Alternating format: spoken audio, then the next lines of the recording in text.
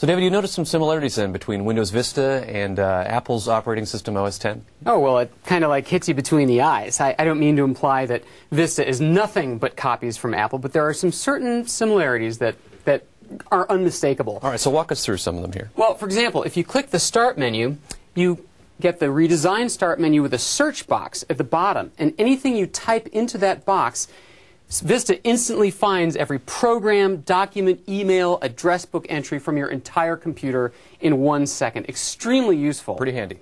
Now let me switch over to Mac OS X. It happens to be also not just extremely handy, but extremely similar to the identical search feature that's been on Mac OS X for a year and a half or so. But it's called something different.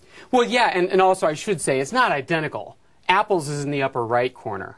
The Microsoft one's in the lower left. So it's not the same thing at all. Completely different. Yeah, exactly. All right, so what's another example? There's a great new photo gallery program in Windows Vista. This is a great way to organize your photos. You can touch them up, email them, organize them. The only thing is, I'm going to switch over to the Mac now, it's extremely similar to this program, iPhoto, which has been around on the Apple for years. Again, make them larger, smaller, do whatever you need to do. I have to say, if I blinked, I wouldn't have known that you'd switched between one or the other. Here's Windows Vista. A highly touted new feature is something called the Sidebar, otherwise called Gadgets.